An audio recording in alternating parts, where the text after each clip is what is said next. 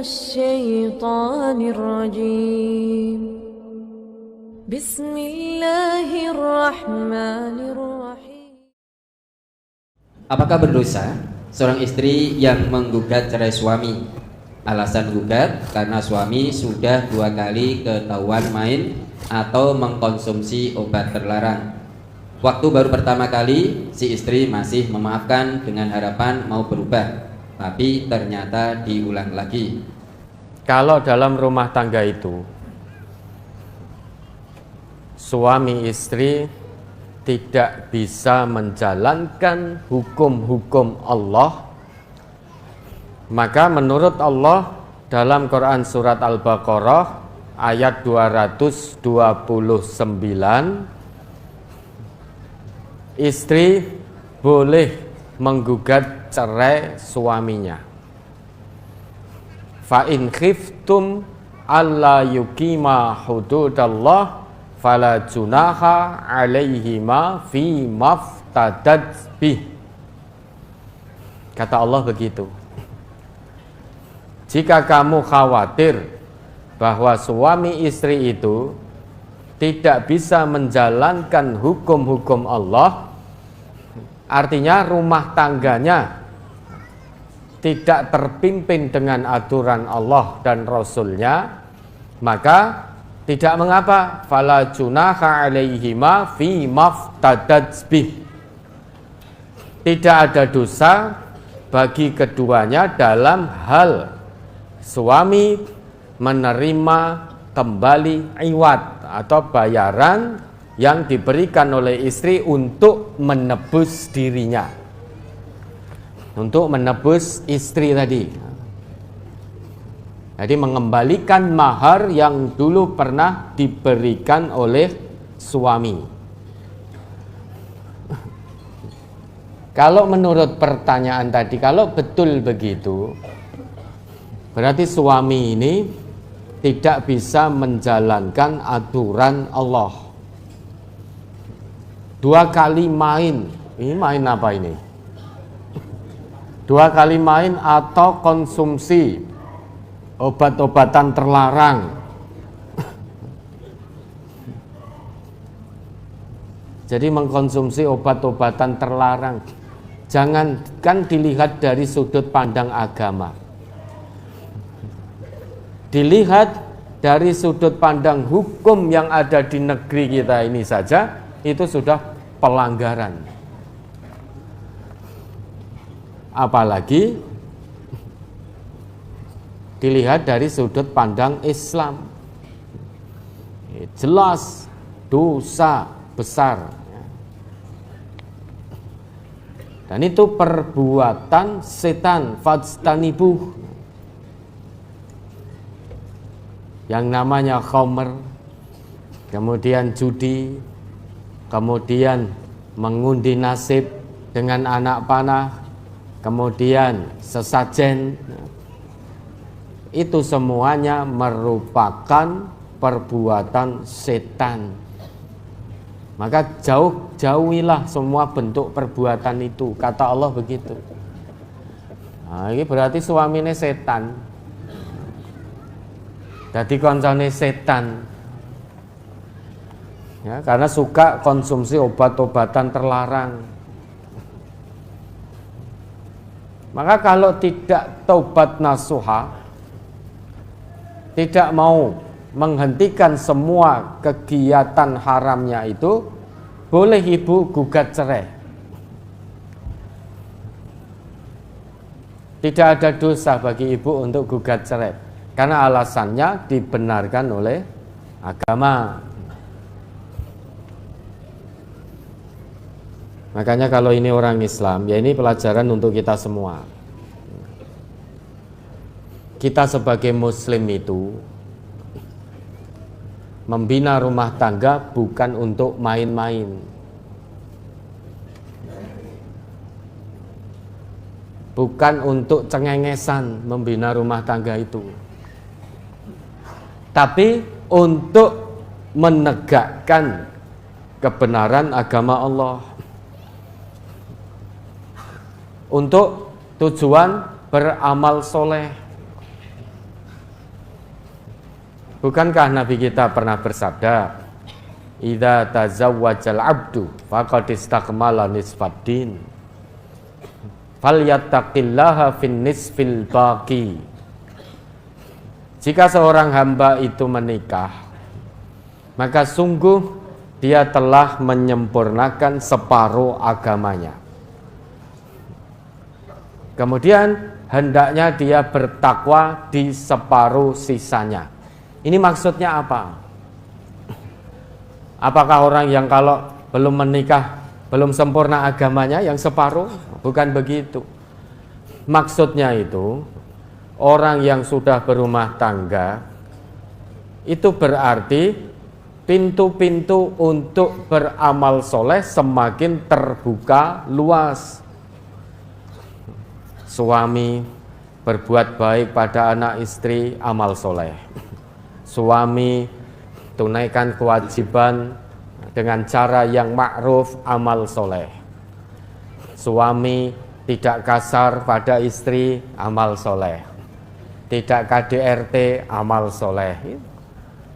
Istri tunaikan kewajibannya sebagai istri, pahala kebaikan. Saat suami tidak di rumah, istri jaga kehormatan rumah tangga suaminya, jaga anak-anaknya, didik anak-anaknya dengan baik, amal soleh. Maka orang Islam itu kalau sudah berumah tangga, ibaratnya menurut Nabi separuh agama sudah sempurna. Karena pintu kebaikan itu terbuka luas. Kalau belum dikaruniai keturunan, ya, suami istri saling tunaikan kewajiban satu sama lain, itu amal soleh. Istri taat pada suami selama dalam kebaikan, itu juga bentuk amal soleh. Istri meski punya penghasilan lebih dari suami, tapi tidak merendahkan, tidak meremehkan suami, itu juga amal soleh. Oleh karena itu, pahami tujuan pernikahan yang Allah tetapkan kalau ngaku sebagai orang Islam. Baik suami maupun istri sama-sama memahami tujuan pernikahan, kemudian diamalkan, dipraktekkan dalam kehidupan rumah tangganya. Orang Islam itu, pernikahan orang Islam itu bukan hanya sekedar pernikahan biasa. Sakral itu ada tujuan dari Allah, yaitu sakinah, mawaddah, warahmah. Maka usahakan, kalau kita ini seorang muslim, dalam berumah tangga, usahakan rumah tangga ini sakinah, mawaddah, warahmah. Rumah tangga yang tidak sakinah, mawaddah, warahmah, itu rumah tangga yang jauh dari bimbingan Allah. Suami dekat istri panas, ora betah. Istri dekat suami yo ngono, ora betah, risih. Akhirnya cedak bojone tanggane malah nyaman. Malah betah. Sudah Allah kasih pintu halal, cek selintat-selintut, seluman-selumun ngubungi bojone kancane, hubungi bojone tanggane, kencan dengan bojone tanggane. Ini orang yang tidak bersyukur. Bagaimana mungkin rumah tangganya ada bimbingan dari Allah? Salah satu pasangan menjalin hubungan terlarang dengan orang lain. Misal suaminya, begitu istrinya tahu, balas dendam. Nah, padha wae kalau begitu.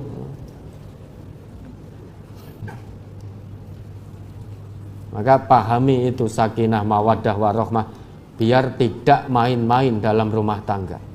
Kan berulang kali kita jelaskan, sakinah, mawaddah, warahmah itu kan berulang kali kita jelaskan.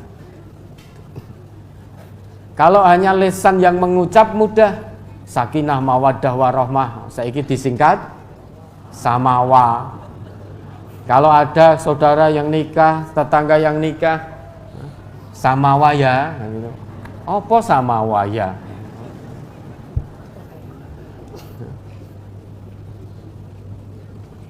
Itu sakinah mawaddah warahmah. Lesan mudah mengucap, tapi pahami makna dari ucapan yang di lesan ini. Sakinah itu apa? Mawaddah itu apa? Rahmah itu apa? Sakinah itu apa? Sakinah itu sukun. Sukun itu diam, diam itu tenang. Maka suami saat dekat dengan istri ada ketenangan. Ki bojone dhewe lho ya, udu bojone tanggane.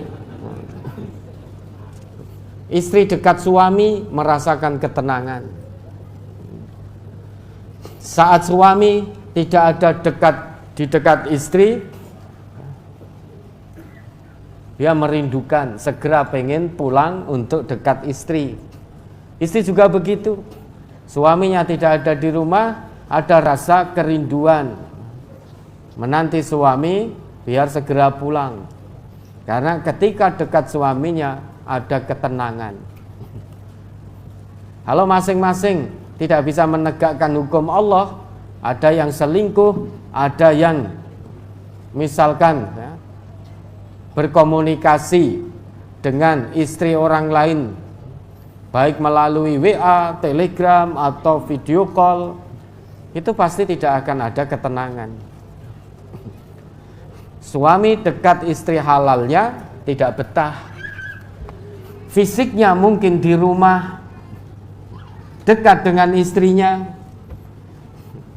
tapi sibuk dengan HP, WA-WA-an, Telegraman, kalau dulu SMS-an dengan istri orang lain, padahal fisiknya di rumah misalkan. Tapi fokusnya menjalin hubungan terlarang.